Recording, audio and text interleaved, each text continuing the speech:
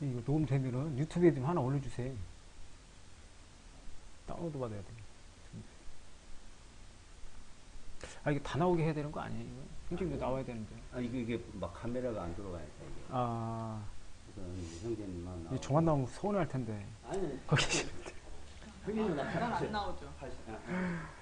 자, 누가복음. 형제님만 나오시는 거예요. 자, 누가복음 20장 한번 보겠습니다.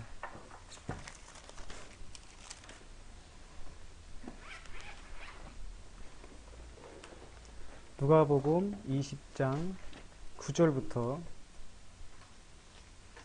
18절까지입니다. 누가복음 20장 9절부터 18절까지. 자, 한번 같이 읽어보겠습니다. 말씀을. 그 뒤에 그분께서 백성에게 이 비유를 말씀하기 시작하여 이르시되 어떤 사람이 포도원을 만들어 농부들에게 그것을 세주고 먼 나라에 가서 오래 있다가 철이 이름에 농부들이 포도원의 열매를 자기에게 바치려고 하려고 그들에게 한 종을 보내었으나 농부들이 그 종을 때리고 빈손으로 보내니라. 그가 다시 다른 종을 보내니 그들이 그를 때리고 대하여 빈손으로 보내매 그가 다시 셋째 종을 보내니 그들에게도 상처를 입히고 그를 내쫓으리라.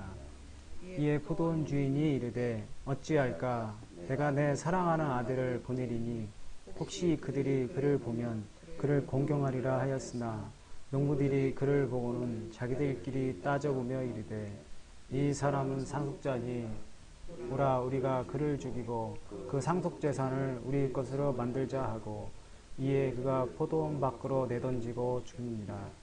그런즉 포도원 주인이 그를 에게 이렇게 했느냐 그가 와서 이 농부들을 멸하고 포도원을 다른 사람들에게 주리라 하시니 그들이 그것을 듣고 이르되 결코 그리 될 수 없나이다 하거늘 그분께서 그들을 보시며 이르시되 그러면 기록된 바 건축자들의 버린 돌이 그 돌이 모퉁이의 머릿돌이 되었느니라 한 이 말씀이 무엇이냐 누구든지 그 돌 위에 떨어지는 자는 부서지겠고 누구에게든지 그 돌이 떨어지면 그를 갈아서 가로를 만들리라 하시니라. 오늘 말씀은 악한 포도 농부의 비유의 말씀으로 오늘 말씀을 같이 좀 묵상을 해보려고 합니다. 이 누가복음은 사실 이제 마태복음도 그렇고 우리가 이제 사복음서라고 그러죠. 이제 마태복음, 마가복음, 누가복음, 요한복음. 마태복음 주제 같은 경우에는 이제 유대인의 왕으로 오실 예수님이고 또 이 누가복음의 주제는 또 뭘까요? 또 인간의 종으로 또 오실 예수님을 또 한 표면으로 또 보여주는 단락이거든요. 그래서 오늘 누가복음 20장을 이제 같이 공부를 하면서 20장 9절을 한번 볼게요. 20장 9절에 보면은 백성에게 이 비유를 말씀하기 시작하여 이르되 어떤 사람이 포도원을 만들어 농부들에게 그것을 세주고 먼 나라에 가서 오래 있다가 여기서 나오는 이제 포도원이 무엇을 뜻하는 걸까요? 의미가 주님께서 이제 말씀을 전하실 때 직선적으로 말씀하시기보다는 많은 비유로 이제 말씀을 했죠. 마태복음도 그렇고 이제 누가복음도 그렇죠. 이제 여기서 포도원은 어떤 걸 의미하냐면 이제 이스라엘 민족을 말하는 거예요. 의미가. 그리고 이제 여기서 또 농부들은 누구일까요? 농부들은 이스라엘 민족을 지도하는 이제 랍비들이죠. 인도자들이죠. 이제 선지자들. 그들을 이제 농부라고 여기 이제 표현을 했고요. 10절에 이제 농부들이 포도의 열매를 자기에게 바치려고 하라고 그들에게 한 종을 보내었으나 농부들이 그 종을 때리고 빈손으로 보내니라. 이제 포도원 열매를 주님께서 이제 포도원을 이제 경작을 해서 그 열매를 생겨서 주님한테 이제 가져오기를 원했던 거죠. 주님은 이제 우리한테도 이게 포도원 비유가 어떻게 보면 이제 건축에 대한 말씀이에요. 전체적인 문학으로 보면. 건축을 해서 그 열매를 주님께서 이제 함께 우리와 또 이스라엘 민족들과 함께 이제 나누어서 같이 이제 그것을 기뻐하고 그 열매를 이제 바랬던 거예요. 포도 그 농사를 져서. 근데 이제 농부들이 그 종을 하나님께서 그 종들을 이제 열매 수확을 같이 하려고 종들을 보냈지만 빈손으로 또 보내는 거죠. 11절에 보면 그가 다시 다른 종을 보내니 여기서 이제 그는 이제 하나님이시죠. 또 다른 종을 보냈다는 것은 다른 종은 이제 선지자를 말하는 거고요. 다른 이제 선지자를 또 이제 보냈어요. 그것을 이제 수확을 하기 위해서. 그렇지만 그 농부들 이제 이스라엘 이제 랍비들 이제 선지자들이 또 그도 때리고 수치스럽게 대하여 또 빈손으로 보내며 또 12절에 이제 다시 셋째 종을 이제 보내는 거예요. 그 대언자들이죠. 이제 킹 제임스에는 그 개혁에는 이제 선지자로 나와 있지만 킹 제임스에는 이제 대언자로 이제 표시가 되어 있어요. 우리가 개혁 성경에는 선지자, 킹 제임스에는 대언자, 선지자, 대언자 다 어떤 이제 같은 뜻이죠. 여기서 우리가 하나 짚고 넘어가야 될 게 대언자는 그 하나님 말씀을 전하는 이제 대리자예요. 대신 구약 시대 때는 이제 하나님 말씀을 받은 사람들, 이제 선택받은 자들, 그런 이제 선지자나 대언자들에게 하나님 말씀을 전할 수 있도록 그런 이제 권한이 있었죠. 그래서 그 사람들 아니면 하나님 말씀을 이제 백성들에게 이제 전할 수가 이제 없었던 거죠. 그래서 다시 이제 셋째 대언자들을 보냈지만 또 그들 그 랍비들이 또 다시 이제 다시 상처를 입히고 다시 이제 내쫓는 거예요. 내쫓고 그 13절에 이제 포도원주인이 이르되 어찌할까 내가 내 사랑하는 아들을 보내리니 혹시 그들이 그를 보면 그를 공경하리라 하였으나 세 번째 연속 그 선지자들을 보내서 그 농작물을 함께 이제 수확하기를 원했지만 그것을 이제 나눠 쏘기를 싫어하는 이제 악한 농부들이죠. 이스라엘 그 인도자들이 선지자들이 이제 셋째 종들까지 선지자들을 괴롭히고 학대하고 그렇게 하니까 마지막에 이제 네 번째로 아들을 보내면 그 아들을 보내면 정말 이렇게 종들처럼 그렇게 학대하고 그렇게 악하게 대하지 않을 것이다 라는 마음에 그 아들을 이제 보내요. 여기서 아들이 이제 누구죠? 바로 하나님의 아들 이제 예수 그리스도죠.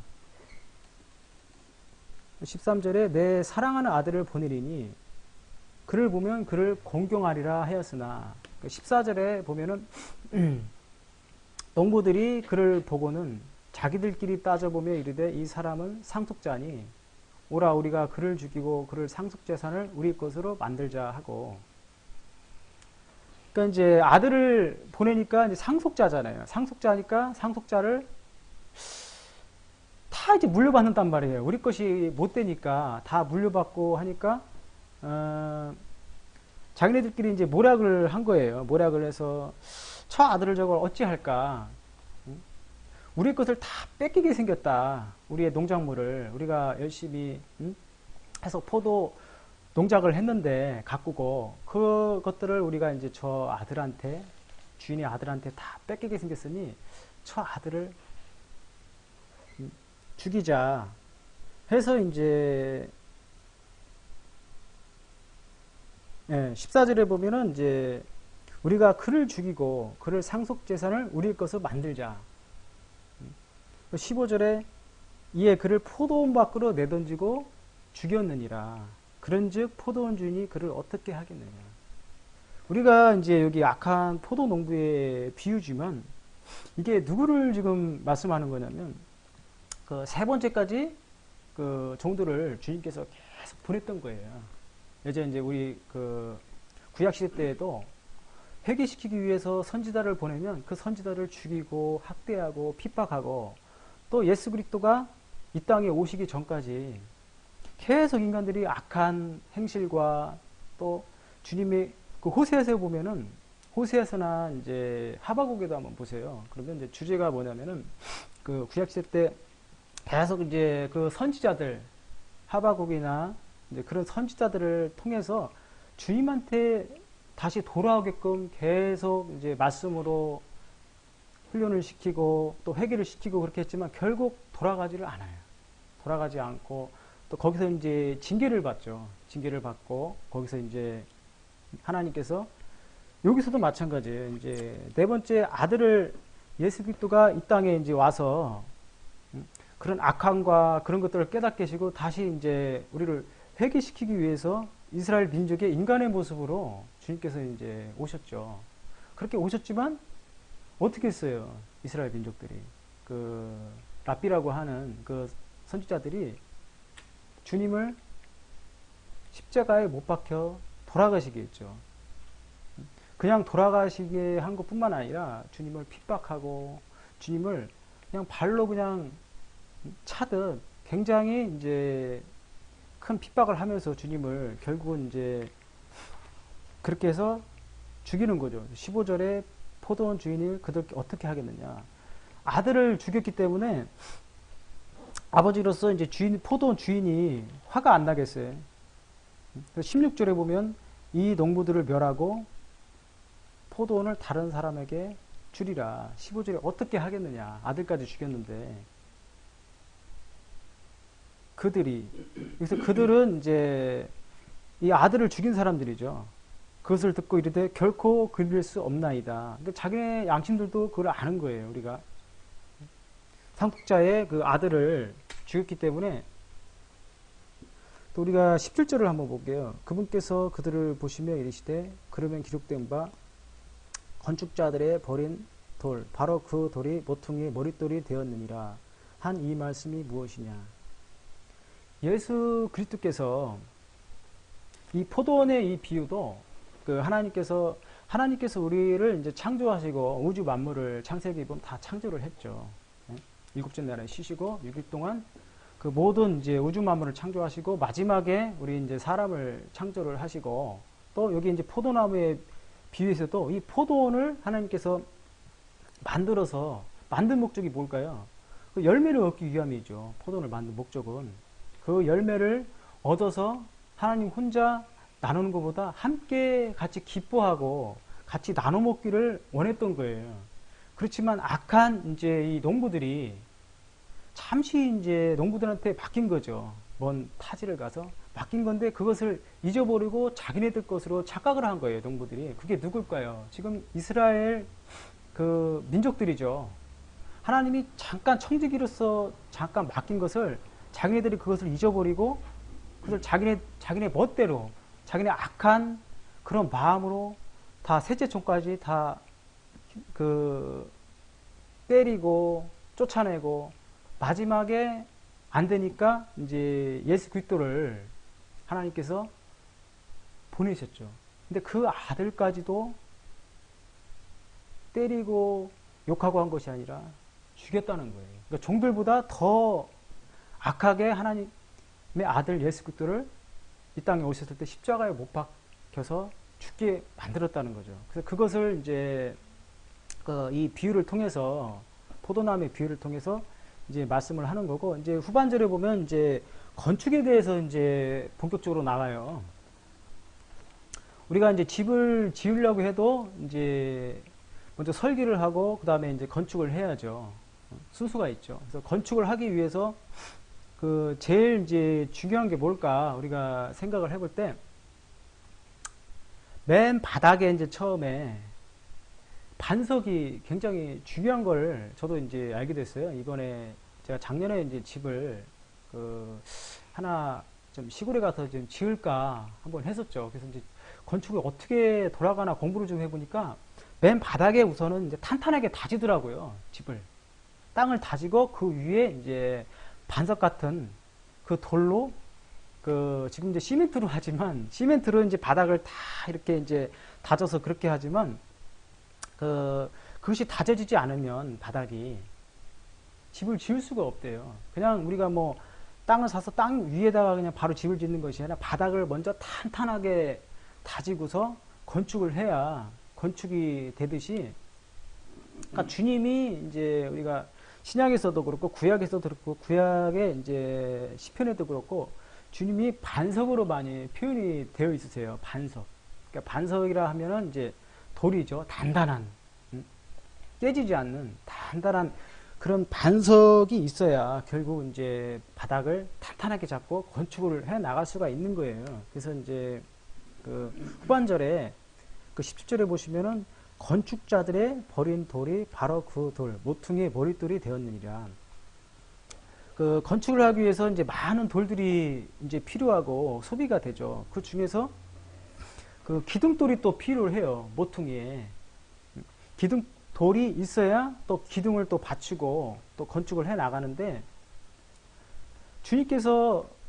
하나님께서 주님을 어떤 목적으로 우리한테 우리 역할로 주시냐면은 바로 반석의 역할로 우리한테 주신 거예요. 주님을 건축을 할 때 예수 그리스도가 없이 우리가 건축해 나갈 수가 없죠.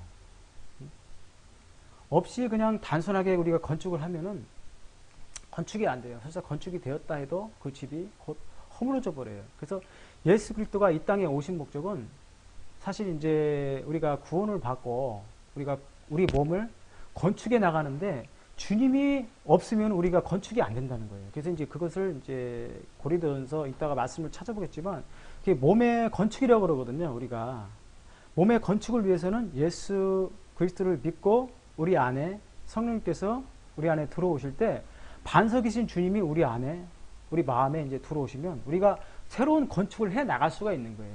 우리가 전에는 주님이 안 계실 때에는 지금 안 믿는 사람들도 그렇죠. 성령님이 없는 그런 몸을 갖고 있는 그 불신자들이나 안 믿는 사람들 같은 경우에는 주님 없이 현재 건축해 나가고 있는 상태인 거예요. 쉽게 말하면은 건축을 할 때 설계도면이 있어야 되는데 설계도면 없이 건축을 하면 어떻게 될까요?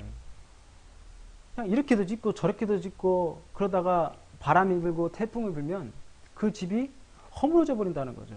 그렇지만 예수 그리스도의 그 십자가 보혈의 피를 믿고 우리가 새롭게 거듭나 태어난 사람들은 내 안에 건축돌이시고 또 반석이신 예수 그리스도께서 우리의 주춧돌이 되신다는 거예요. 기본 주춧돌이 됐을 때 거기에다가 우리의 이제 새로운 건축이라는 것은 쉽게 설명드리면 우리의 성장을 나타내는 거예요. 우리가 얼마큼 주님의 성품과 이 땅에서 빛과 소금으로서 성장되는 것과 건축되는 것과 같은 말이거든요. 우리가 쉽게 어렵게 우리가 건축이란 말을 너무 이제 그 지방교회나 이런 데서는 어렵게 설명을 하지만 우리가 건축되어진다. 또 교회가 건축되어진다는 결국 성장이거든요. 탄탄하게 그 고린도서 말씀에도 모래나 집으로 건축되어지는 것이 아니라 보석과 금으로 은으로 건축되어질 때 그것이 허물어지지 않고 금과 은과 보석이 뭐죠? 하나님의 말씀으로 우리에게 이제 건축되어질 때 우리가 탄탄한 우리의 몸을 건축할 수 있고 또 그 몸들이 모여서 교회를 하나하나 역할로 해서 교회를 건축할 수 있다는 거예요. 그래서 이제 17절에 주님께서 이 땅에서 오셨지만 그것을 건축을 할 때 귀한 돌인지를 모르고 어떻게 했죠? 이스라엘 민족들이 그냥 짓밟아 버렸어요. 그 돌들을. 모퉁이의 돌인지를 모르고 그냥 발로 그냥 우리가 나가면 발로 그냥 밟히는 그런 돌로 생각을 했다는 거예요. 주님을. 그래서 그냥 밟아버리고 건축을 할 때 주님을 쓰질 않았어요. 그냥 밟아버리고 짓밟아버리고 버려버리고. 근데 17절에 뭐라고 돼 있어요? 건축자들, 이스라엘 민족을 말하는 거죠. 건축자들이 버린 돌, 그 돌이 모퉁이의 머릿돌. 여기서 버린 돌은 이제 예수 그리스도를 말하는 거고요. 그렇지만 예수님이 어떤 게 되었다고요? 모퉁이의 머릿돌이 되었느니라. 그렇죠. 결국 이제 버려지고 찢겨지고 또 십자가에서 돌아가셨지만 나중에 주님께서 어떻게 되셨죠? 부활하고 또 부활해서 또 하나님께로 또 승천을 하시고 결국 버리는 돌이었지만 건축하는데 꼭 필요한 모퉁이의 머릿돌이 됐다는 거예요. 머릿돌 없이는 이 기둥이죠. 각각. 예? 그 기둥돌이 없이는 이 건축되어 줄 수가 없는 거예요. 그리고 이제 그 18절에 우리가 한번 볼게요. 또 누구든지 그 돌 위에 떨어지는 자는 부서지겠고 누구에게든지 그 돌이 떨어지면 그를 갈아서 가루를 만들리라. 그 사실은 이제 이 누가복음 20장 그 9절부터 이제 18절까지 한 단락이에요. 이게 이제 19절까지 한 단락인데 17절, 18절하고 또 아까 9장에서부터 16절까지 내용이 확연하게 좀 달라져요. 많이 이해가 좀 이게 어려워요. 사실 이게 악한 포도 농부의 비유를 말씀하시다가 왜 17절부터 무슨 건축자의 버린 돌무투기가 나오고 이게 근데 의미를 이게 9절부터 어쨌든 주님께서 하나님께서 포도원을 건축하시고 거기에 대한 이제 말씀을 여기 이제 비유로 설명을 하면은 쉽게 이해가 될 거예요. 그래서 우리가 이제 지금 제가 20장 9절부터 18절까지 이 주제는 건축이다. 또 주님께서 버려진 돌로서 그렇게 짓밟으셨지만 나중에 결국 귀한 머릿돌 반석이 주님께서 되셨다. 그런 어떤 주제의 단락으로 이제 보시면 될 거예요. 18절에 우리가 이제 17절에 해당되는 말씀을 우선 좀 하나 볼 필요가 있거든요. 그래서 베드로전서 2장 7절을 한번 볼게요.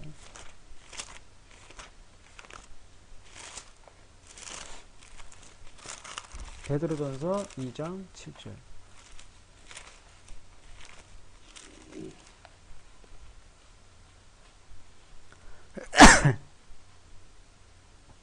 네, 2장 7절.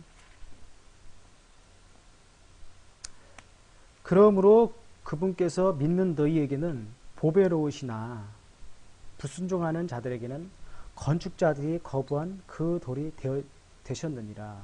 바로 그 돌이 모퉁이의 머릿돌이 되고 8절 연달아 읽어볼게요. 걸림돌과 실족하는 반석이 되고 순종하지 아니하여 말씀에 걸려 넘어지는 자들에게는 그리 되었나니 그들은 또한 그렇게 되도록 정하셨느니라.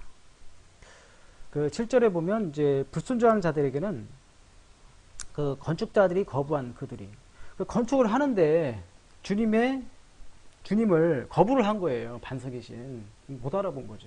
정말 이스라엘 민족들은 계속 그 자기네들이 이제 2000년 전에 그 얼마나 많은 민족들에게 짓밟혔어요. 1948년도에 이스라엘을 독립을 하고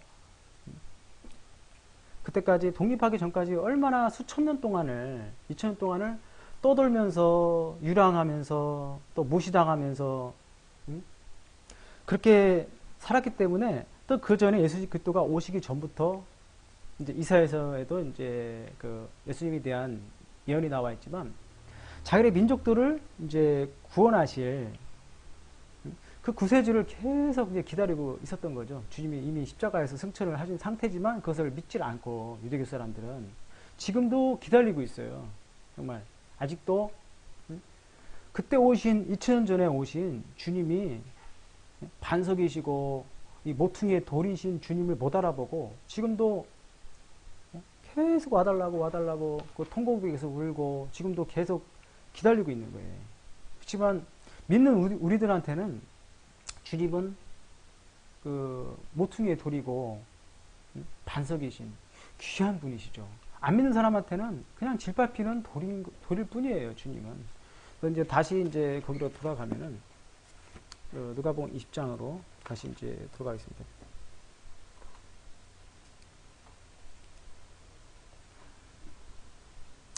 네, 18절에 누구든지 그 돌 위에 떨어지는 자는 부서지겠고 누구든지 그 돌 위에 떨어지면 그를 갈아서 가루를 만들리라. 이 비유가 사실 좀 어려워요. 좀 이해하기가 이제 좀 쉽지 않아서 이제 두 가지 뜻이 이제 그 해석이 돼요. 첫 번째 해석은 그 돌 위에 떨어지는 자는 이제 두 가지 해석 다 똑같아요. 동일해요. 이제 뜻이 뭐냐면 예수님께서 그 초림의 육신의 모습으로 오실 때를 이제 말하는 거거든요. 그렇지만 그 돌을 어떻게 했죠? 많은 사람들이 짓밟아버리고 밟아버리고 그 돌이 결국 이제 부서졌죠. 부서지고 또 이제 후반에 누구에게든지 그 돌이 떨어지면 그를 갈아서 가루를 만들리라.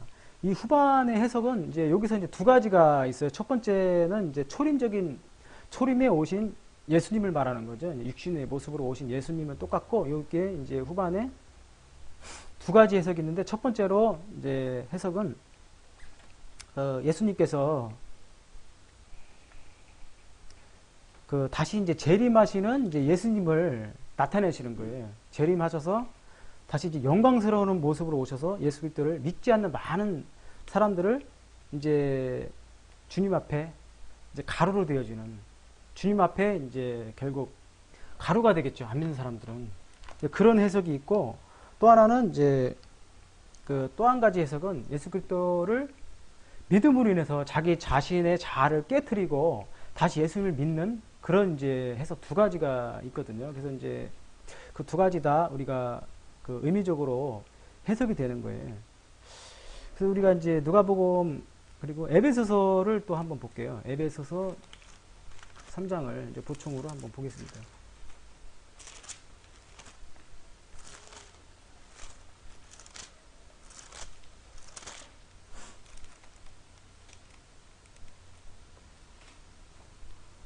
에베소서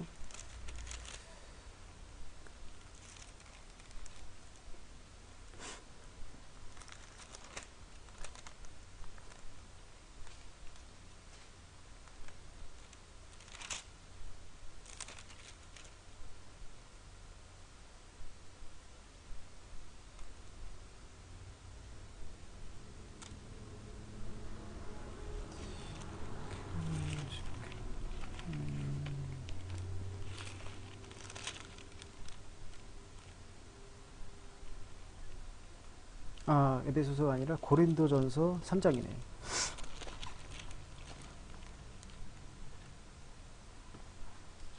네, 고린도전서 3장 9절, 9절, 10절, 11절. 그리고 이제 15절까지, 16절까지 이제 내용들이 쭉 나오는데, 3장 이제 9절부터 이제 16절까지 우리가 한번 같이 한번 읽어보겠습니다. 고린도전서 3장 9절부터 이제 16절까지 같이 한번 읽어볼게요. 우리는 일하는 일꾼이요 하나님의 농사요 하나님의 건물이니라. 내가 주어진 하나님의 은혜에 따라 지혜로운 건축자들로서 기초를 놓았고 다른 사람이 그 돌 위에 세워져 저마다 어떻게 그 위에 세워줄지 주의하니라. 아무도 이미 놓은 기초 외에 능히 다른 기초를 놓을 수 없나니 이 기초는 곧 예수 그리스도시니라. 그런데 만일 어떤 사람이 이 기초 위에 금이나 은이나 보석이나 나무나 건축자의 집을 세우면 일이 드러나리라. 그날에 그것을 밝히 드러내리니 이는 그것이 불에 의해 드러나고 그 불 위에 각 사람의 일이 어떤 종류인지 그것을 시험하게 할 것이기 때문이라. 어떤 사람이 그 기초 위에 세우신 일이 남아있으면 그는 보상을 받고 어떤 사람이 일이 불타면 그는 보상의 손실을 당하리라. 그러나 그 자신을 구원을 받되 불에 의해 받는 것 같이 받으리라. 너희가 하나님의 성전인 것과 하나님의 영께서 너희 안에 거하신 것을 너희가 알지 못하느냐. 이제 건축에 대해서 아까 누가복음 20장에 후반절에 나오는 주님께서 이제 건축에 대한 그 부분을 제가 이제 보충을 해드리면, 예수 그리스도를 믿고 우리가 이제 건축을 우리가 해 나가는 거죠.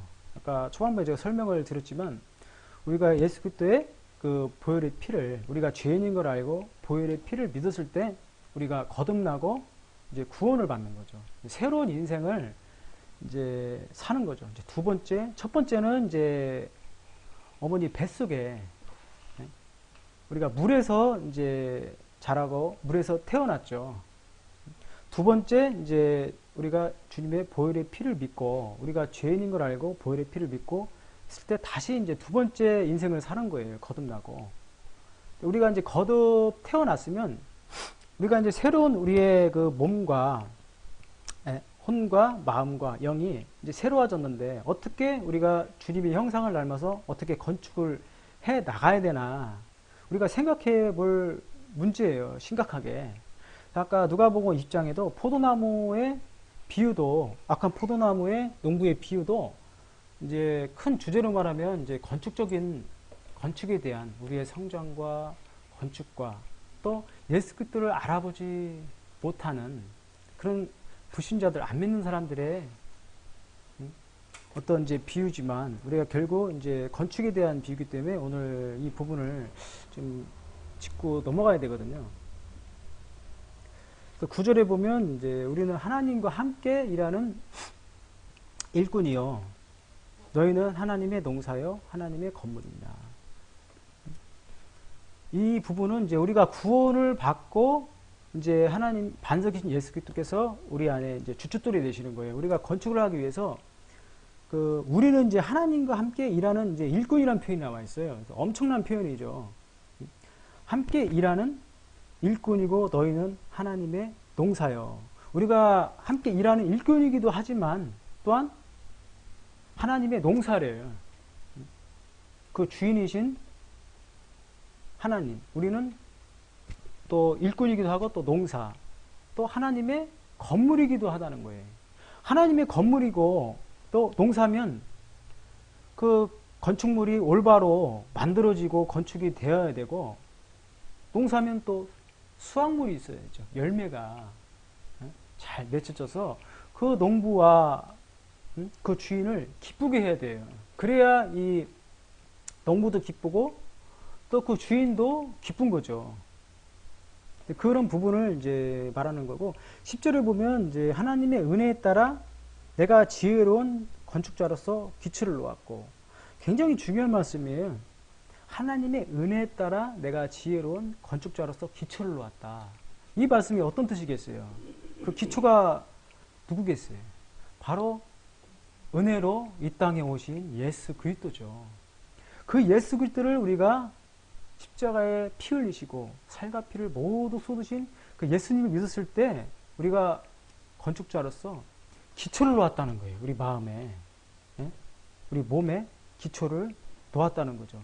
그 기초가 세워지지 않으면 건축을 해도 아무 의미가 없다는 거죠. 그리고 이제 기초를 놓았고 다른 사람이 그 위에 세우되 저마다 어떻게 그 위에 세울지 주의할지니라.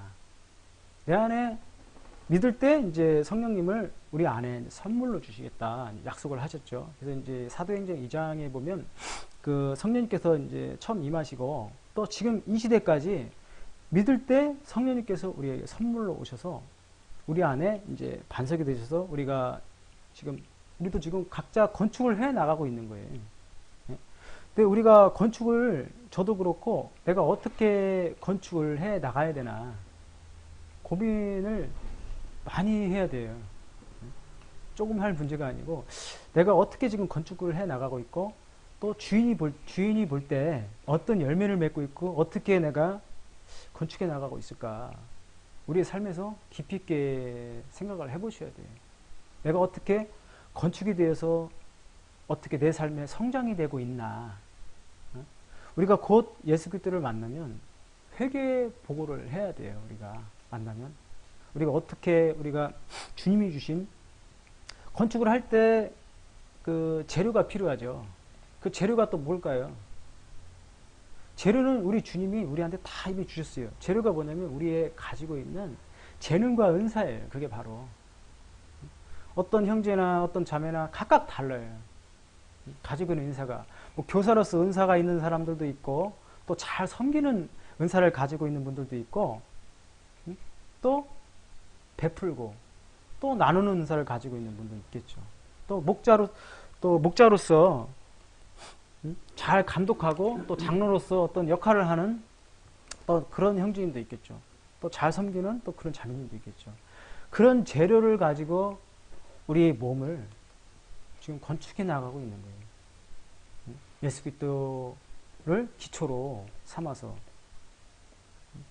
11절에 한번 볼게요. 이제 우리가 이제 건축을 해 나가고 있는데 아무도 이미 놓은 기초 외에 능히 다른 기초를 놓을 수 없느니 이 기초는 누구라고요? 곧 예수 그리스도시니라. 예수 그리스도 없이 우리 안에 생각을 해보세요. 우리가 만약에 예수 그리스도를 믿지 않았다면 우리가 지금 건축을 해 나갈 수가 없어요. 왜냐하면 기초도 다지지 않았는데 어떻게 우리가 건축을 해 나갈 수 있으며, 또 우리가 기초 없이 건축을 한다고 해도 그 건물이 온전히 버틸 수 있을지 우리가 생각을 해봐야 돼요. 저 같은 경우에도 이제 구원을 이제 96년도에 제가 주님을 만났어요. 제가 보혈의 피를 깨닫고 제가 죄인이구나. 그 전까지 많은 종교 생활을 했었고,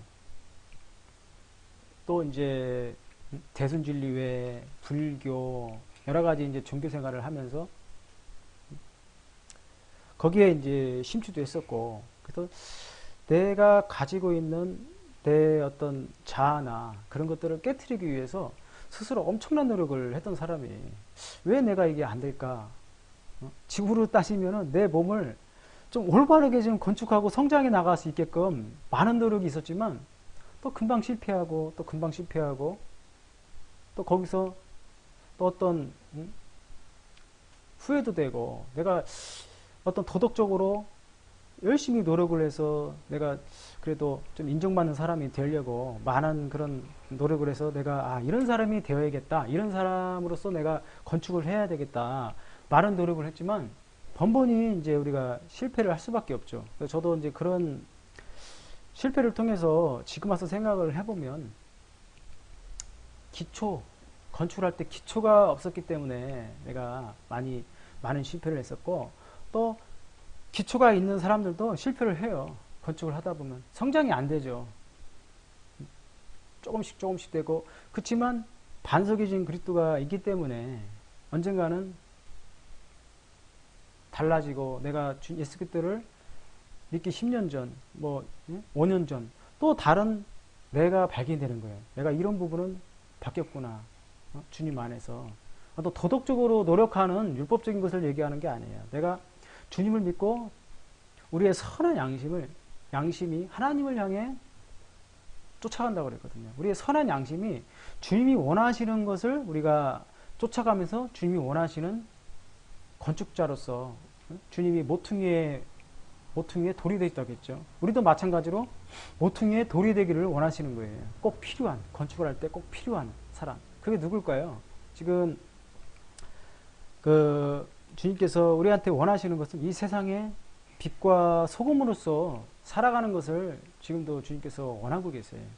주님을 나타내고 주님의 향기를 이 세상에 나타내서 정말 저 사람은 예수 그리스도를 믿기 때문에 뭔가 다르다. 저 사람은 우리 모임에, 우리 그룹에 있기 때문에 우리 그룹이 이렇게 또 좋다. 우리가 사실 그런 소리를 듣고 살아야 되거든요. 그래서 세상하고 우리가 등지면서 많은 교회와 많은 모임들이 참 많이 아쉬운 게, 자기네들이 가지고 있는 어떤 교리와 생각과 그런 것에 너무 휩쓸리고 되어 있어요. 그 안에서만 폐쇄적으로 모이고 있는 사람들이 많아요. 너무도 많이. 근데 주님은 우리가 세상으로 나가서 타협하라는 것이 아니라 세상에 나아가서 빛과 소금으로서 우리의 건축되어지고 성장되는 모습을 많은 사람들에게 빛과 소금으로 살아가기를 원하시는 거예요. 건축을 했으면 그 건축에 사람들이 들어와서 같이 먹고 마시고 해야죠. 건축하는 목적이 뭐겠어요? 사람들과 함께 나누고 그 건물이 그 안에서 함께 쓰임받는 것을 원하시는 거죠. 결국적으로 그거 아니면 건축을 뭐하러 하겠어요? 건물을. 집과 풀로 건축을 할 수 있어요. 그 2, 3일, 길게는 몇 달도 갔겠죠. 하지만 태풍이 불고 바람이 불면은 그런 집과 풀로 건축한 그런 것들은 금방 사라지죠. 하지만 우리가 기초이신 예수 그리스도를 가지고 우리 안에 세우면 탄탄한 그런 건축이 될 수 있죠. 그래서 이제 제가 지금 말씀드린 것은 이제 우리 개개인의 건축이고, 여기서 이제 한 단계 더 나아가서 그 개개인들이 모여서 교회에 또 건축을 하는 거예요. 구원받은 사람이 두세 사람이 모인 곳에 내가 너희와 함께 있으리라. 주님께서 두세 사람이 모인 곳에 또 함께 하시죠. 그게 바로 교회죠. 교회로서 우리가 각자 이제 뭐 왼손 역할, 발 역할, 머리 역할, 다 역할마다 다르죠. 아까 초반에 제가 설명을 해드렸지만 우리가 그 건축을 할 때 우리 재료들이 필요하죠. 그 재료들이 뭐겠어요? 우리가 가지고 있는 은사와 잘하는 거죠. 우리 마음에 그 믿음의 은사로서 교회를 섬기고, 또 내가 손 역할을 하고 또 발 역할을 하고, 그릇도 집에 그릇도 여러 가지가 있잖아요. 어떤 그릇은 이제 손님이 올 때 귀하게 쓰여지는 그릇이 있고, 또 어떤 그릇은 아무거나 그냥 막 닿는 그릇이 필요하다는 거예요. 그렇지만 다 필요하다는 거예요. 그게 물론 깨끗하고 좋은 귀한 그릇이 누구나 되고 싶죠. 그렇지만 또 아무거나 막 담는 탄탄한 그릇도 필요하다는 거예요. 그래서 우리가 교회 안에서도 우리가 두세 사람이 모여서 각각 우리가 건축해 나가는 것들을 가지고 나와서 함께 모여서 교회를 우리가 이제 건축해 나가고 있는데, 지금도 우리가 교회를 이미 예수 그리스도가 이 땅에 오셔서 이미 교회를 사실 그 건축을 했어요. 완성형이에요, 사실. 근데 완성형이지만 그 모델을 삼아서 그 교회 모습으로 이제 가기를 원하시는 거예요. 그래서 요한계시록에 보면 7교회에 대해서 이제 나와 있어요. 그 7교회가 이제 어떻게 건축이 되어서 주님한테 이제 책망받는 교회가 이제 6교회였고, 나머지 한 교회는 이제 칭찬을 들은 교회가 이제 빌라델피아 교회죠. 이제 에베소서, 버가모, 서버나 교회, 두아디 교회, 사대 교회, 빌라델피아 교회, 맨 마지막에 이제 라우디게아 교회. 그 7교회가 있었는데 빌라델피아 교회 빼고는 주님한테 이제 책망을 받았어요.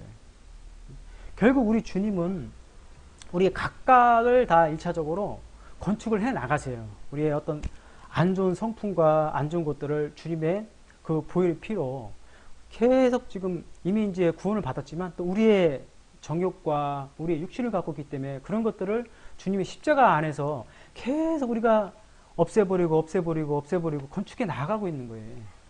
또 그런 것들이 또 이제 한 사람 한 사람 모여서 교회의 건축을 우리가 만들어내는 거죠. 그래서 이제 그 11절에 보면은 12절을 한번 볼게요. 그런데 만일 어떤 사람이 이 기초 위에 금이나 은이나 보석이나 나무나 건초나 집을 세우면, 여기 어떤 사람이 있는데 이 기초가 이제 여기 전절에 보면 예수 그리스도죠. 예수 그리스도 위에 금이나 은이나 보석으로 세우는 사람들이 있고, 또 반대로 나무나 건초나 집을 세우는 사람들이 있어요. 그러니까 여기서 구원받은 사람들을 말해요. 예수를 믿고 구원받은 사람들 두 가지가 있다는 거예요. 금이나 은이나 보석으로 세우는 사람들이 있고, 나무나 건초나 집으로 세우는 사람들이 있다는 거죠. 이 구절들은 이제 어떤 구원의 문제가 아니라 보상에 대한 문제임을 한번 생각하고 이제 묵상을 하셔야 돼요. 13절에 각 사람의 일이 드러나리라. 그날에 그것을 밝히. 그날이 언제죠? 우리가 주님을 만날 때죠. 예? 주님 만날 때 그것을 밝히 드러내리니 이는 그것이 불에 의해 드러나고 그 불에 각 사람의 일에 어떤 종류인지 그것을 시험할 것이기 때문이라. 우리가 한 가지 오해하고 있는 것이, 우리가 구원만 받고 우리가 그냥 이렇게 살면은 우리가 천국 가죠. 지옥에 안 가요, 사실. 그것은 엄연한 진리예요, 100%. 이미 우리는 기초를 세웠기 때문에 어떤 경우라도 지옥을 가지 않습니다. 하지만 반석이신 주님을 우리가 기초를 지금 탄탄하게 세웠을 때 우리가 이제 건축을 해 나가야 된다는 거예요. 그 부분에 이제 말하는 것인데, 우리가 보석이나 은이나 금이나 그것은 이제 하나님의 이제 말씀으로 탄탄하게 세워지기를 원하는 거예요. 흐트림 없이. 그렇지만 나무나 건초나 집은 뭐죠? 어떤 걸 말하는 거죠? 우리가 구원받은 자답게 살지 못하고 성장되지 못하고 어떤 세상적인 것과 그런 것들을 우리가 연연 안 할 수는 없지만 거기에 쏠려서 그냥 대충 건축을 해 나간 거예요. 그냥 대충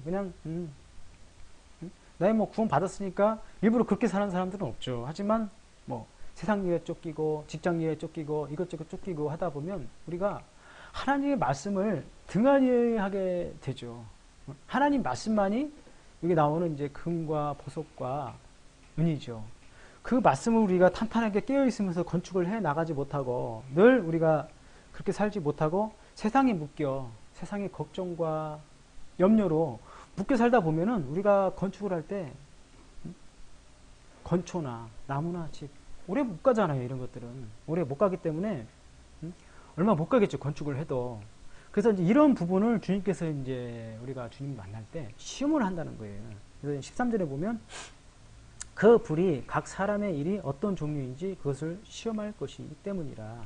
14절 한번 볼게요. 14절에 어떤 사람이 그 귀추 위에 세운 일이 남아있으면 그는 보상을 받겠고, 또 15절에 어떤 사람의 일이 불타면 그는 보상의 손실을 당하리라.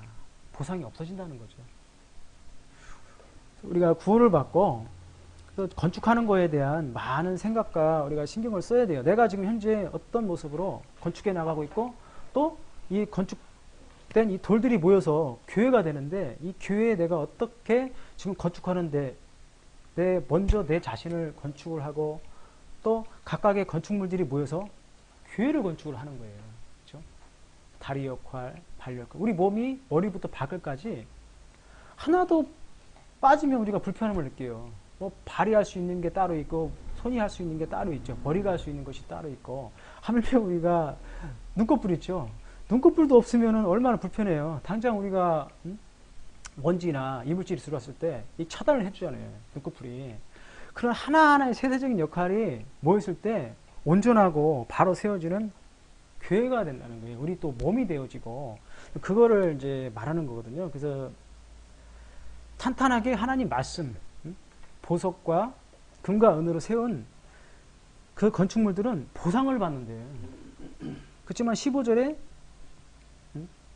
올바르게 구원받은 자답게 올바로 살지 못하고 세상의 염려로서 우리가 올바로 건축을 못하고 말씀에 깨어있지 못하고 살 때가 더 많으면 그런 것들이 우리가 건축이 잘 안 되겠죠. 그래서 15절에 그 보상의 손실을 당하리라.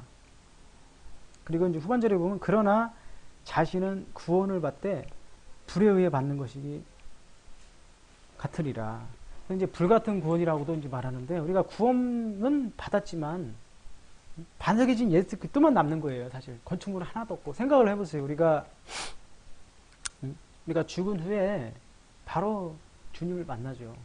주님 만나면 뭘 할 거예요? 바로 이제 주님께서 뭐 축복해주고 그런 것이 아니라 우리 각각의 심판을 이제 받게 된다는 거예요. 첫째 심판은 이제 안 믿는 사람들이 또 그 받는 심판과 또 두 번째는 또 믿는 사람들의 심판이 있어요.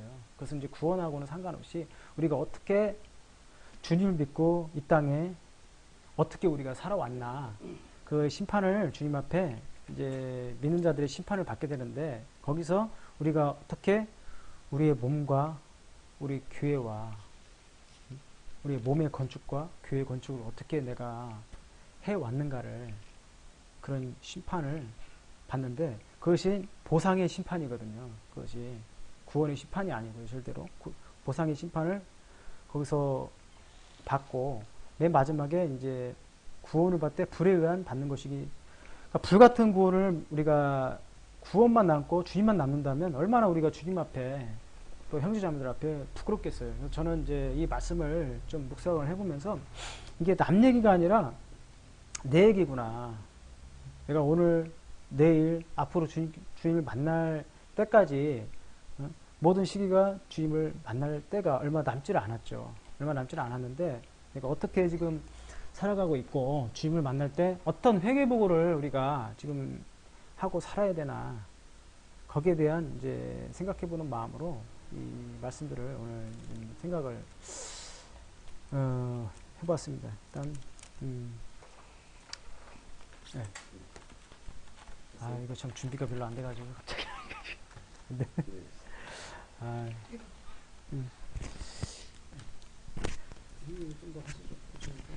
잠깐 보내드릴 게 있어서 그 시편 29편 한번 보겠습니다.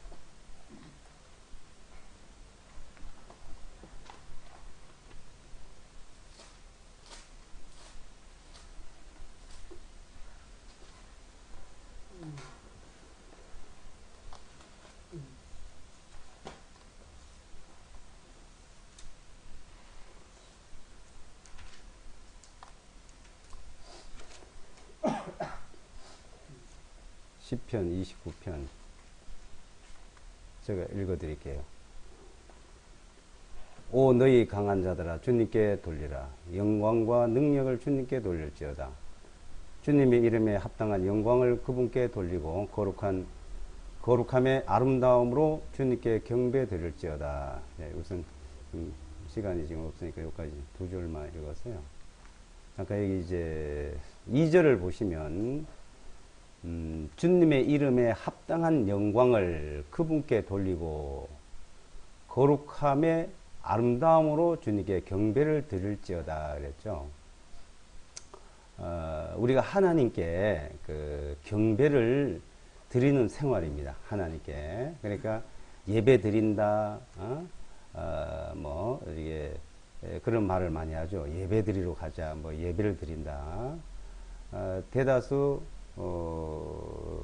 하나님께 예배 드리는 크기에 대해서 많은 준비들을 하고 노력을 하고 있습니다. 근데 그 예배를 드린다 하면서도 이게 예배를 드린 것인지 드리고 있는 것인지 그것을 잘 분간을 못하는 경우가 많이 있어요.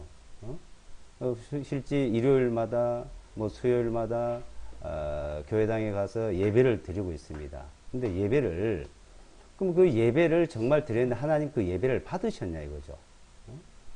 예배를 받으시는 것인지 내가 예배를 드린 것인지를 사람들은 막연하게 생각을 하고 있습니다. 그래서 이제 그 예배를 드린다는 것에 그 자신감, 그런 믿음이 없으니까 뭐라 그래요? 예배 보러 가자 그랬죠. 예배 보러 가자.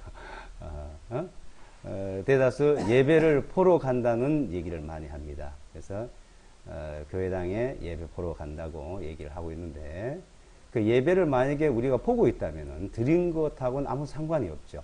그러니까 주인공이 아니라는 겁니다.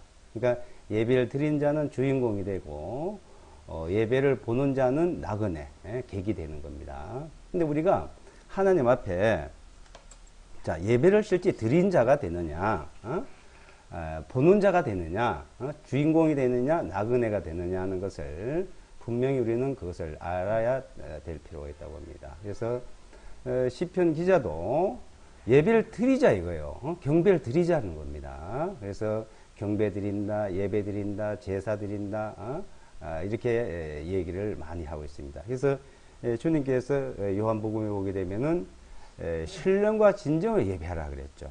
신령과 진정으로. 그럼 그 신령과 진정으로 예배를 드리는데 그 예배를 주님이 정말 받으시는 예배냐는 거예요.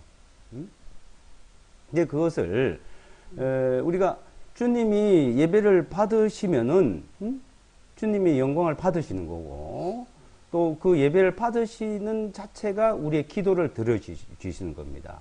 근데 그 예배를 드리는 자는 어떤 자가 드리냐는 것을 앞에서 말씀하고 있습니다. 거룩함의 아름다움으로 이제 거룩함. 그러니까 하나님을 그분의 이름을 거룩함 이름이고 아름다운 이름인데 그 거룩함의 아름다움 그 이름에 예배를 드리는데 그러면 그 예배 드린 자도 거룩해야 되고 아름다워야 됩니다. 그러니까 하나님은 높고 높은 곳에 계시고 지존무상하시고 거룩한 곳에 계시고 나는 거룩하다 그랬어요. 그러니까 하나님은 거룩한 분이시고 그 거룩한 분에게 예배를 드린 자는 거룩한 자만 예배를 드리고 거룩한 자의 예배만 받으신다는 것을 지금 여기서 함축적으로 말씀하고 있다고 봅니다. 근데 그래서 하나님께서는 그 예배를 받으시기 위해서 한 민족을 선택을 한 것이 바로 이스라엘 민족입니다. 그 이스라엘 민족을 선택해서 내가 거룩하니 너희도 거룩하라 그랬어요. 레위기서 19장 22절에 보시면은 내가 거룩하니 너희도 거룩하라. 그러니까 너희 거룩해서 너희는 나한테 예배를 드리라는 거예요. 그 이스라엘 백성들이 거룩해야만 예배를 드리는 건데, 근데 그네들이 거룩한 자들이 있을까요? 자, 이 세상에 거룩한 자가 있습니까? 이 세상에는 거룩한 자가 한 명도 없어요. 그 시편 14편에 보게 되면 의인은 없네 한 명도 없더래죠.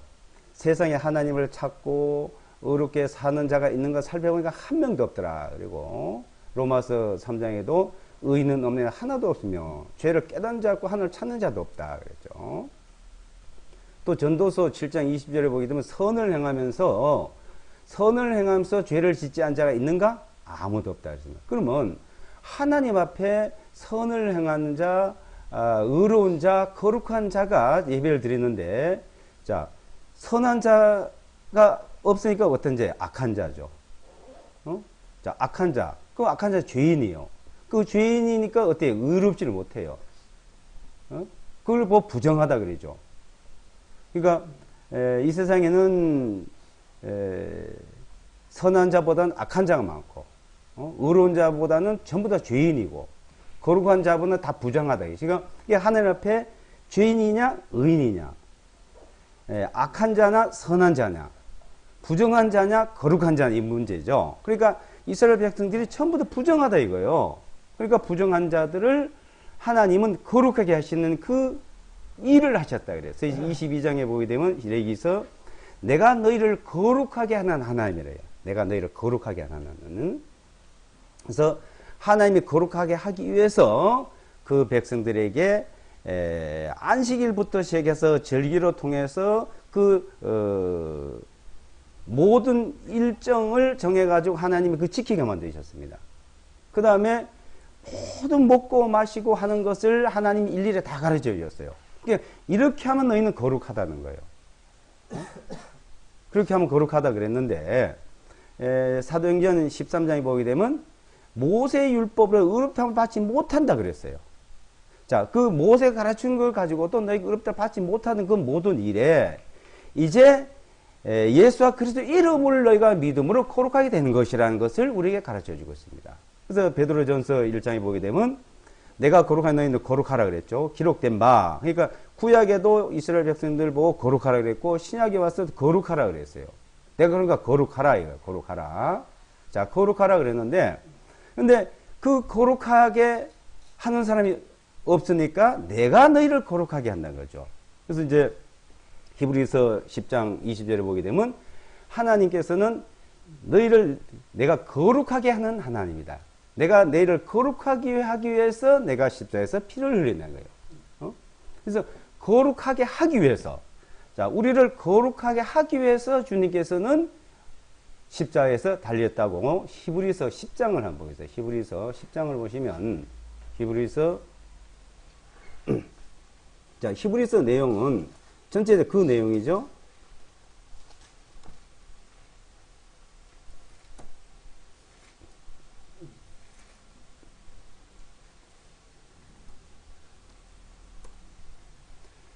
자, 히브리서 그 내용 자체가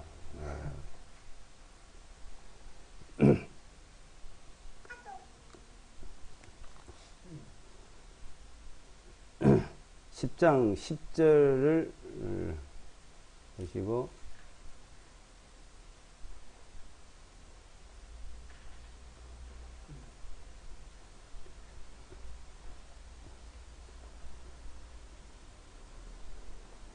13장을 먼저 보시고 13장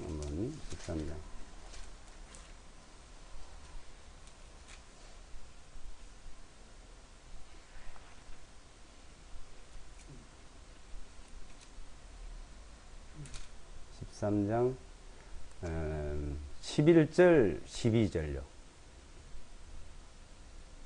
11절 12절을 보시면 이는 그 짐승들의 피는 죄를 위하여 대제사장이 성소 안으로 가지고 들어가고 그것들의 몸은 진영 밖에서 불살이기 때문이라. 이러므로 예수께서도 자기 자신의 피로 그 백성을 거룩하게 하시려고 그랬죠. 자, 예수께서 자기 백성을 거룩하게 하시려고 성문 밖에서 고난을 당하셨느니라. 그러니까 성문의 십자가에서 피를 흘리셨냐 이거죠. 자, 이스라엘 백성들에게 모든 것을 다 지켜서 했는데도 그 거룩하고 이제 부정하지 않도록 하지 못하니까 어떻게 해요? 모든 일마다 전부 다 부정하다, 이것도 부정하다, 이것도 더럽다, 이거 부정하다 하는 것을 그 거룩하게 하는 것은 이제 마지막으로 양을 잡아서 짐승을 잡아서 제단에 피를 뿌릴 때만이 이제 거룩해지는 거예요. 부정한 데서 거룩해지는 거예요. 그러니까 죄인이 이제 의인이 되는 것이죠. 이제 그렇게 하는 걸 그림자를 보여줬는데, 자, 예수와 그리스도께서는 자기가 성문 밖에서 십자가에 고난을 당해 십자가에 피를 흘림으로 자기 백성을 거룩하게 하셨다는 거죠. 거룩하게 하셨느니라. 이제 자, 이 거룩하다는, 그러니까 거룩하냐 부정하냐, 의인이냐 죄인이냐, 선이냐 악이냐 이 문제예요. 우리의 이 문제는 어느 중간이 없습니다. 그러니까 자, 이 세상에 보는 어떤 기준과 하나님 보는 기준을 우리는 놓고 볼 때 전혀 다르다는 것이죠. 그러면 하나님 앞에 의인, 하나님 앞에 거룩한 문제를, 자, 이 거룩한 사람을 만드는 일을 하나님이 구약에도 하셨고 신약에도 하나님이 하시는 거예요. 신약에도. 자, 구약에는 양을 잡아서 피를 뿌리면 이제 거룩하게 되고, 그로 통해서. 이제 신약에 와서는 그리스도께서 이제 피를 뿌려서 거룩하게 하셨다는 거야. 거룩하게 하시려고 그래. 하시려고. 누가 해요? 주님이. 예? 그분께서. 그분께서 거룩하게 하시려고, 성문밖에서 고난을 당했다 십자가에서 피를 흘렸다는 겁니다. 그래서, 이제 거룩한 백성.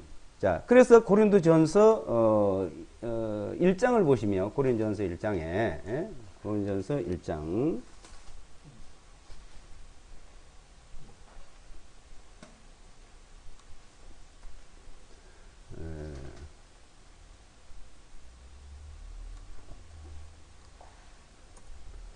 1장을 보시면 2절에 보세요. 2절에 보시면 고린도에 있는 하나님의 교회 곧 그리스도 예수와 안에서 거룩하여지고 성도로 부르심을 받은 자들과 각처에서 우리 주님 곧 그들과 우리의 주님이신 예수와 그리스도의 이름을 부르는 모든 이들에게 편지하노니. 고린도에 있는 하나님의 교회, 에클레시아를 말해요. 곧 그리스도 예수 안에서 거룩하여지고, 그러니까 이 거룩하여지는, 그러니까 우리가 믿는다는 말은 거룩하단 말이에요. 예수 안에서 거룩하여지고 성도로 부르심을 받은 자들. 자, 성도란 말은 개인을 말하고, 교회는 무리를 말합니다. 이게 성도, 성도, 거룩할 성자예요. 하기오스예요. 하기오스. 교회 하면은 에클레시아. 성도로 부르심을 받은 자들을, 그러니까 각자 개인이 거룩하다는 거예요, 이제. 어떻게? 내가 생활 속에서 나의 노력으로, 내가 잘 믿어서 인간의 어떤 노력과 인간의 방법을 하나님 앞에 거룩해질 사람이 한 명도 없습니다. 의인이 될 사람 하나도 없다는 거예요. 오로지 하나님에 의해서, 그러니까 구약에도 이스라엘 백성 하나님이 거룩하게 만들어 주셨고 신약에 와서도 모든 민족을, 모든 백성을 하나님이 거룩하게 하셨대요. 그래서 그리스도 예수 안에 거룩하여지고 성도로 부르심을 받은 자들, 각처에서 우리 주님 곧 그들과 우리의 주님이신 예수 그리스도의 이름을 부르는 모든 이들에게, 그러니까 그리스도 예수 그리스도의 이름을 부르는 그 이름으로 이제 거룩하는 거죠. 자, 그 거룩한 자들이 예배를 드리는 거예요. 그 예배를 받으신다는 겁니다. 경배를 드릴 때 그 경배를 받으시는 거죠. 자, 그래서 에덴 동산에서부터, 자, 양의 피가 흘려짐으로 거룩해지는 거죠. 그래서 노아라든지, 아브라함이라든지, 자, 이 사람들도 제단에서 그 짐승의 피를 뿌려서 그 거룩해져서 하나님 앞에 예배를 드려왔습니다. 그래서 제단에서 그 이름을 불렀더니, 항상 제단에서 어느 제단을 쌓아놓고 거기서 하나님 이름을 불렀다라고 말합니다. 그래서 이제 이스라엘 백성들에게는 성막을 이제 만들어서 거기서 이제 하나님 앞에 제사를 드리겠죠. 예배를 드리겠죠. 그게 거룩해요. 거룩함으로 받으셔요. 자, 예루살렘은 그 예루살렘 자체가 거룩한 성이라 그러면 거룩한 도시. 예루살렘은 거룩한 도시예요. 왜 거룩해요? 하나님의 성전이 있어서 그 거룩합니다. 그 성전을 지어놓고 거기에 하나님의 성전이 있어서 거룩한 도시요, 거룩한 성이요. 그 성을 바라보고 이스라엘 백성들이 전 세계 어디 흩어져 있든지 그 성을, 예루살렘을 향해서 기도를 하면 그 기도를 들으십니다. 그래서 역대 상하에서나 열왕기 상하에서 성전을 지어서 이제 이 예루살렘을 향해서 드린 기도를 하나님 받으시고 들으시옵소서. 듣는다고 또 약속을 했습니다. 그 성을 향해서 기도를 드리고 그 성에 올라가서 1년에 3차씩 올라가서 또 예배를 드리고 이제 절기 때마다 1년에 3차씩 가야 돼요. 3차에 가야 되는데 그 절기 때 자, 올라가지 않으면 안 되는 거예요. 그 절기 때 올라가서 드린 사람이 생활 속에서 살아갈 때 그 기도하는 걸 받으시는 거죠. 근데 지금 뭐, 안식이라든지 절기 안식이라는 지키는 사람들이 그 얘기를 하는데 성전이 있으면 그 말이 맞아요. 절기를 지키는 것이.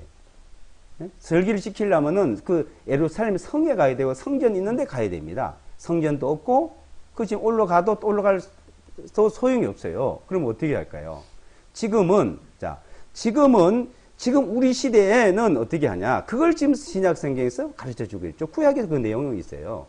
그러니까 에덴 동산에서 노아가 또 드릴 때, 아브라함이 드릴 때, 이스라엘 백성들이 광야에 드릴 때, 예루살렘 성전 드릴 때, 지금 우리 시대에 그 시대별로 전부 다 말씀해 주고 있습니다. 시대별로. 그 지금은 자, 요한복음에도 보면은 이제 내 이름으로 기도를 하라 그러죠. 이름이 뭐며? 이름으로. 예수와 그리스도의 이름이요.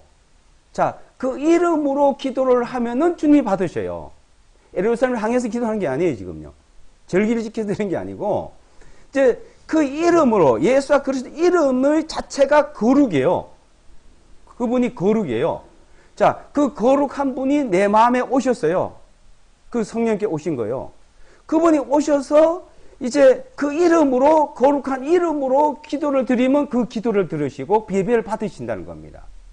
그래서 고린도 교회는 하나님의 교회, 곧 예수와 그리스도 안에서 거룩하여지고라는 완료형이죠. 성도로 부르심을 받은 자들, 그 자들이 주님의 이름으로 모이고 주님의 이름으로 두세 사람이 모여서 기도하고 주님의 이름으로 드릴 때 그 예배를 받으신다는 거예요. 그 경배를 받으신다는 거예요. 그래서 거룩한 이름, 아름다운 이름으로 그 예배를 드려라, 경배를 드리라는 겁니다. 그래서 그것은 우리가 각자 개인이 기도를 드릴 때도 이제 주님이 받으시지만 두세 사람이 함께 모여서 드릴 때 그것을 주님께서는 영광을 받으신다고 말씀하셨죠. 그래서 우리가 모여서 예배를 드리는 겁니다. 혼자 드려도 되죠. 혼자도 받죠. 받는데 두세 사람이고 너희가 함께, 그래서 교회라는 것을 교회, 이 예배를 우리가 드리는, 그러니까 시편 33편에 보게 되면은 형제가 연합하여 동거하며 어찌 그리고 선한 아름다운 그랬죠. 그러니까 형제가 연합하여 동거하여서 함께 예배를 드리고 함께 교제하는 것이 어찌 그리고 선하고 아름다운 거. 이 예배는 선과 아름다움과 기쁨과 감사가 있는 게 그게 예배예요. 만약에 어떤 우리가 모여가 교제를 했는데 이 성경 공부를 나눴는데 불편한 마음이 있다 이거예요. 돌아서면은 그것에 대해서 이러쿵저러쿵 이제 분쟁이 있다 이거요. 그 예배 안 받으셔요, 그거는. 그 예배, 주님 그런 예배를 안 받으십니다.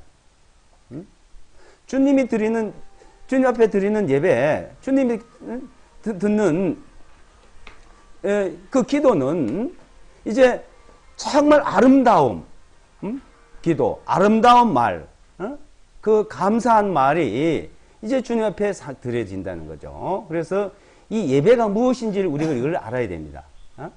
그것을 이제 예배에 대해서 우리가 잠깐 좀 성경적으로 공부할 내용이 실제 많은데 잠깐 이제 짧은 시간에 잠깐 간략하게 말씀을 드렸습니다는. 그래서 이제 구약이고 신약이고 이제 그 내용이에요. 실제는 하나님은 거룩하신 분이고 그 거룩한 자 앞에 나올 자들 한 명도 없는데 하나님이 자기가 그 나오게 만드셨어요. 그래서 나는 곧 나를 위해서 너희 죄를 토말한 자니. 그러니까 하나님은 자기 자신을 위해서 자신에게 예배 드리게 하기 위해서 우리를 불러주셨다는 거예요.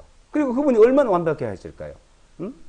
우리가 가는 게 아니고 자기 자신을 위해서 자기가 예배를 받고 경배를 받고 하기 위해서 자기를 자신을 위해서 우리를 거룩하게 하신 분. 그분이 거룩하게 하셨다. 그러니까 그분이 거룩하게 하신 사실을 아는 겁니다. 그걸 믿는 거예요. 그 믿음이 거룩해. 그래서 유다서 1장에 보게 되면 거룩한 믿음에 너희를 세워라 그랬죠. 유다서 1장을 보겠습니다. 유다서 1장.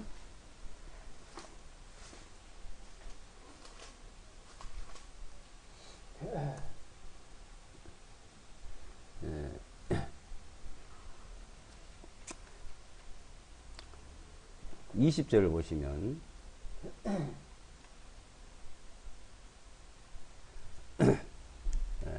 20절에 그러나 너희 사랑하는 자들아 너희는 너희의 지극히 거룩한 믿음 위에 너희 자신을 건축하고 성령 안에서 기도하며 그러니까 거룩한 믿음 위에 이 믿음이 자체가 거룩한 거예요. 이 믿음을 자 우리 이 믿음이 거룩하신 분이고 거룩하신 분이 우리를 속죄했고 그 거룩한 속죄한 믿음 자체가 거룩하다 이거예요.